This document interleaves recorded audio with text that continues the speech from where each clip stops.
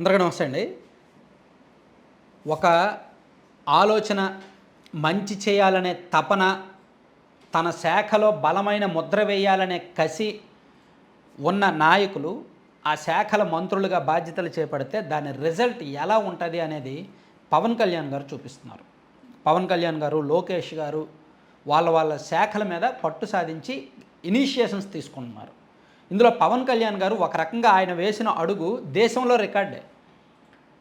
దేశవ్యాప్తంగా ఒకే రోజు 13,000కు పైగా గ్రామాల్లో గ్రామ సభలు జరుగుతాయి. గ్రామ పంచాయతీల్లో గ్రామ సభలు జరుగుతాయి.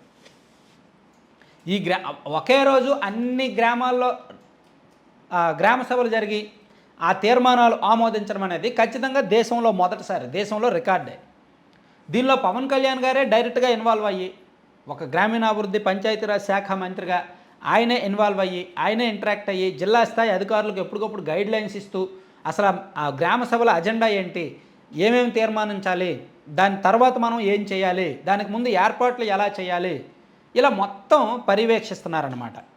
సో అసలు ఈ గ్రామ సభల ఉద్దేశం ఏంటంటే, సాధారణంగా గ్రామ సభలు ఎందుకు పెడతారంటే, గ్రామ సభలు అంటే సర్పంచి ప్లస్ గ్రామ కార్యదర్శి వాళ్ళిద్దరితో పాటు వార్డు మెంబర్లు, ఉప సర్పంచి అందరూ ఉంటారు. వీళ్ళతో పాటు ఆ గ్రామ పెద్దలు, రకరకాల ప్రాంతాలకు చెందిన వాళ్ళు, పెద్దలు అందరూ ఉంటారు. ఎవరైనా ఆ గ్రామ సభల్లో పాల్గొనవచ్చు. ఆ గ్రామానికి చెందిన ఓటర్లు, ఆ గ్రామానికి చెందిన వ్యక్తులు ఎవరైనా సరే గ్రామ సభకు వెళ్ళొచ్చు. అందులో మినిట్స్ ఆఫ్ మీటింగ్ ఉంటుంది. అంటే వాళ్ళు ఏమేమి డిస్కస్ చేయాలి అనేది దానిలో సంతకాలు చేసి దాన్ని ఆమోదిస్తారు. సో ఈ గ్రామ సభల ఉద్దేశం ఏంటంటే, రాష్ట్రంలో ఉపాధి హామీ పనులను గుర్తించి ఆమోదించడం. ఇప్పుడు ఫర్ ఎగ్జాంపుల్ ఒక గ్రామం ఉంది. ఫర్ ఎగ్జాంపుల్ ఏదో శ్రీకాకుళం జిల్లాలో నరసనపేటలో మా ఊరే ఉంది అనుకుందాం.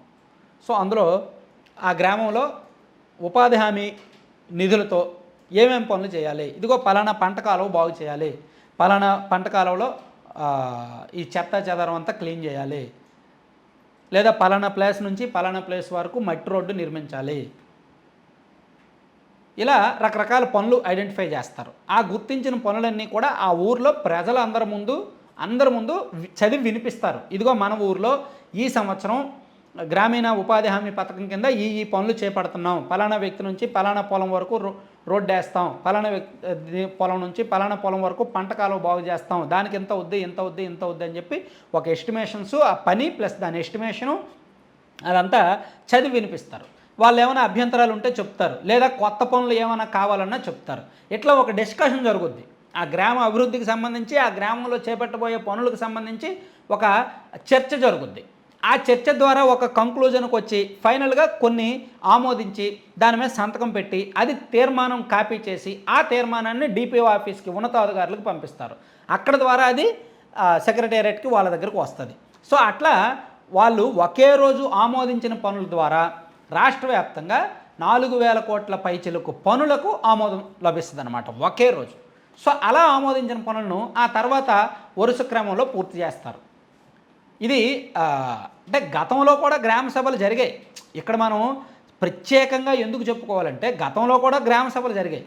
కానీ గతంలో ఒకే రోజు ఒకేసారి అన్ని గ్రామాల్లో, ఇన్ని వేల గ్రామాల్లో సభలు జరిగిన పర్యవసానాలు లేవు.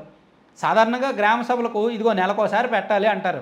ఈ నెలలో ఈ ఫస్ట్ తేదీని పెట్టాలి, లేదా 5వ తేదీని పెట్టాలి, లేదా 10వ తేదీని పెట్టాలని ఆ సర్పంచ్ ఇష్టం, సెక్రటరీ ఇష్టంగా ఉండేది.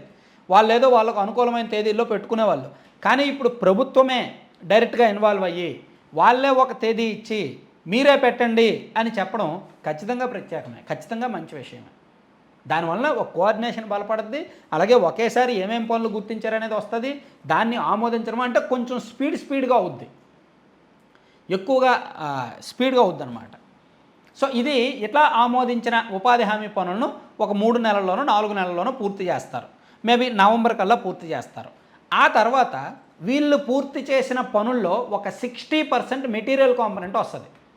అంటే ఉదాహరణకు ఒక గ్రామంలో 10 లక్షల విలువైన పనులు చేశారో అనుకుందాం. అంటే అక్కడ కూలీలకు, ఉపాధి హామీ కూలీలకు 10 లక్షల రూపాయలు విలువైన పనులు చేశారు అనుకుందాం. సో అందులో 60% మెటీరియల్ కాంపోనెంట్. అంటే ఈ 10 లక్షల్లో 6 లక్షలతో వాళ్ళు మెటీరియల్ ఏమైనా కొనుక్కోవచ్చు. చిప్స్ కానీ, సిమెంట్ కానీ, ఇసుక కానీ వేయడానికి మెటీరియల్ కొనుక్కోవచ్చు. 60%, ఒక 40% లేబర్ని పెట్టచ్చు. సో అందుకే వేజ్ కాంపనెంటు, మెటీరియల్ కాంపనెంటు అంటారు. Material component 60%, wage component 40%.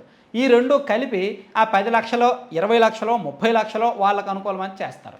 ఈ మెటీరియల్ కాంపనెంట్ ద్వారా వచ్చిన మెటీరియలు, ఈ వేజ్ కాంపనెంట్ ద్వారా వచ్చిన కూలీలు, దీని ద్వారా అక్కడ పనులు చేస్తారు. సీసీ రోడ్ లేయడం కానీ, డ్రైన్ లేయడం కానీ చేస్తారనమాట. అందుకే ఈ 5 ఏళ్లలో, నెక్స్ట్ 5 ఏళ్లలో ఈ ఉపాధి హామీ పథకాన్ని వాడుకొనే సాధ్యమైనంత ఎక్కువ పనులు చేసి, సాధ్యమైనంత ఎక్కువ మెటీరియల్ కాంపనెంట్ రాబెట్టుకొని 17,000 కిలోమీటర్లు సీసీ రోడ్లు వేస్తాము అని చెప్పారు. మీకు డౌట్ రావచ్చు, అన్ని డబ్బులు ఎక్కడున్నాయి, 17,000 కిలోమీటర్లు వేసేంత సీన్ ఈ ప్రభుత్వానికి ఉందా అని డౌట్ రావచ్చు. ఉంది. ఉపాధి హామీ పథకం అనేది ఎంతగా చేస్తే అంత వస్తాయి. కేంద్రం నిధులే, డబ్బులు ఇచ్చేది కేంద్రమే, కేంద్ర ప్రభుత్వమే. సో మొత్తం కేంద్రం వేస్తుంది కాబట్టి ఎంత వీలైతే ఎన్ని ఎక్కువ పనులైనా చేసుకోవచ్చు. 2014 నుంచి 19 వరకు చంద్రబాబు నాయుడు గారు సీఎంగా ఉన్నప్పుడు ఆంధ్రప్రదేశ్ రాష్ట్రంలో 5,000 కిలోమీటర్లకు పైగా సీసీ రోడ్లు వేశారు, డ్రైన్లు కట్టారు. సో ఇప్పుడు కూడా దాన్ని మరింత ఎక్కువగా చేయడానికి ప్రయత్నం చేస్తున్నారు. సో ఖచ్చితంగా మంచి విషయం. ఖచ్చితంగా ఈ మెటీరియల్ కాంపనెంట్ ద్వారా సీసీ రోడ్లు వస్తాయి, డ్రైన్లు వస్తాయి, ఏమైనా చేయొచ్చు. ఆ పశువుల తొట్లు కట్టచ్చు, ప్రహరీ గోడలు కట్టచ్చు, ఆ శ్మశానాలు డెవలప్ చేయొచ్చు. ఇట్లా గ్రామానికి సంబంధించిన అభివృద్ధి పనులు చేసుకోవచ్చు అనమాట.